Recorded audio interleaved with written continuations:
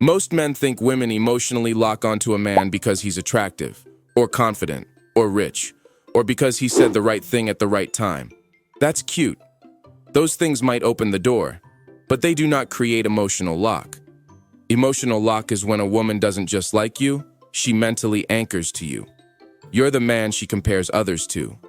You're the one who feels different, the one she can't quite replace, even when she tries. And here's the uncomfortable truth most guys never hear. Women don't emotionally lock onto men who chase them. They lock onto men who reshape how they feel about themselves. Today, I'm going to show you exactly how that happens. Not with tricks, not with fake mystery, but with a specific psychological sequence that flips something deep in her wiring.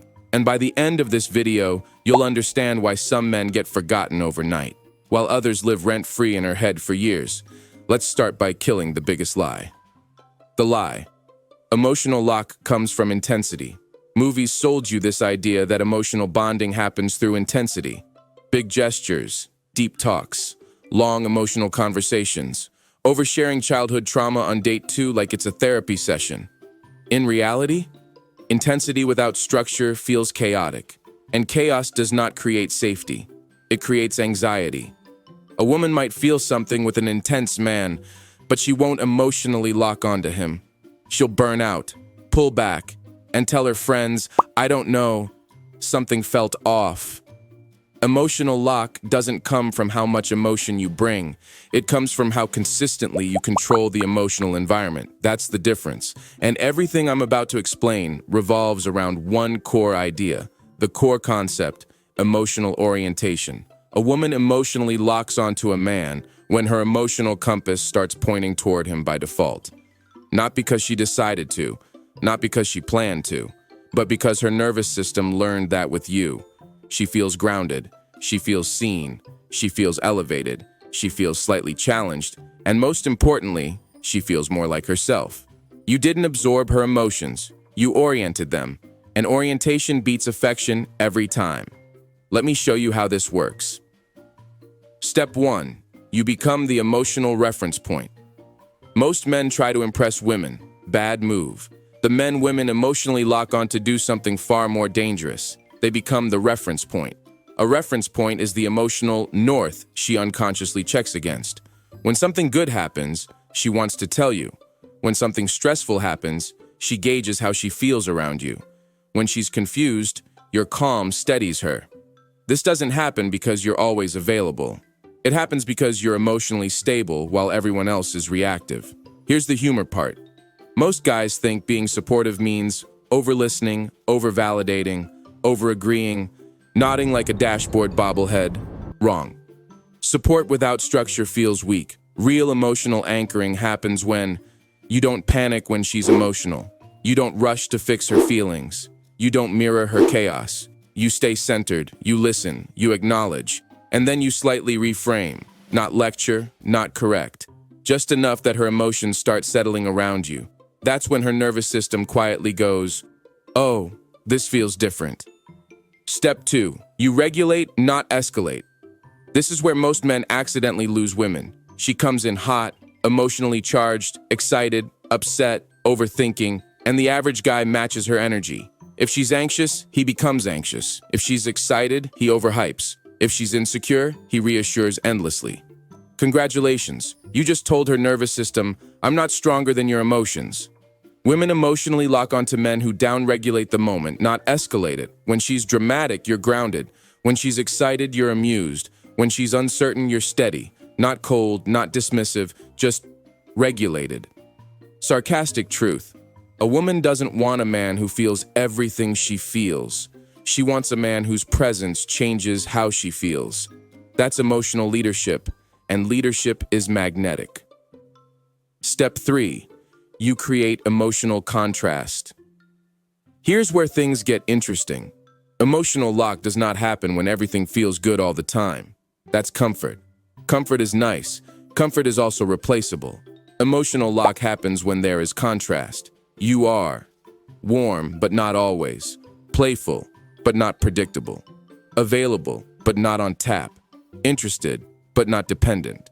Your emotional tone isn't flat. It has rhythm. She never feels unsafe with you, but she also never feels bored. You'll tease lightly, then ground her, then pull back, then re-engage. Nothing extreme, nothing dramatic, just enough variation that her brain stays engaged. Her nervous system starts learning, I don't fully control access to this man, but I feel better when I'm close to him. That's the hook. Step 4, you become the place she brings her unfiltered self. This is subtle, and most men miss it. A woman emotionally locks onto the man she can be playful with, be serious with, be silly around, be quiet around, without feeling judged or managed. Notice what's missing. She's not locking onto the man who fixes her. She's locking onto the man who allows her. But here's the twist. You don't earn this by being passive. You earn it by being secure in your own identity. You don't fish for approval. You don't flinch at honesty. You don't overreact to vulnerability. You respond calmly, sometimes with humor, sometimes with silence. And over time, she realizes, I don't have to perform around him. That realization is dangerous because the moment a woman stops performing, she starts attaching. By now, you understand something most men don't. Emotional lock isn't built by doing more. It's built by being positioned differently. Now let's talk about what seals it, because up to this point, you've created emotional orientation. In the next part, we turn that orientation into investment. Step 5, scarcity that feels natural, not tactical. Here's where guys usually mess everything up. They learn about scarcity, and suddenly they're busy every 5 minutes, replying like a broken Wi-Fi router. That's not scarcity. That's insecurity wearing sunglasses. Real scarcity doesn't announce itself. It's felt. You have a full life. You leave conversations while they're still warm. You don't linger to squeeze out one more laugh. You don't disappear dramatically. You simply don't overstay emotionally. Her brain doesn't think, he's playing games. It thinks, he doesn't revolve around me. And that thought does something powerful. It triggers loss awareness.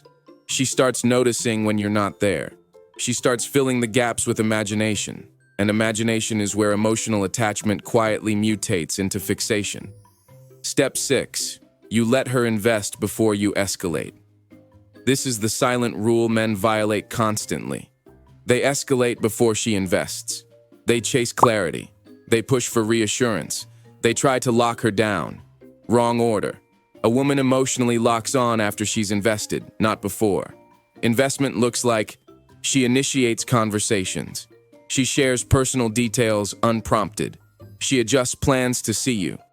She remembers small things you said. Your job is not to rush that process. Your job is to notice it, reward it lightly, and then let it breathe. No speeches, no pressure, just calm acknowledgement. When a woman realizes she's choosing you without being asked, her mind scrambles to justify that choice, and the easiest justification is emotional attachment. Step 7. You don't break the spell with over-explanation. This is the final mistake. Right when emotional lock is forming, men panic. They explain themselves too much. They seek certainty. They ask, so what are we? And just like that, the spell cracks. Why? Because emotional lock lives in the felt experience, not the verbal agreement. The moment you try to define it prematurely, you pull her out of emotion and into logic. And logic is where attraction goes to die. The man she emotionally locks onto is the man who stays relaxed inside the ambiguity. He doesn't force clarity. He lets clarity emerge. The final truth.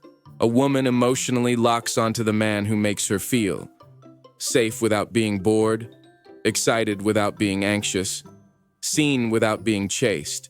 You don't dominate her emotions. You organize them. You become the emotional environment she trusts.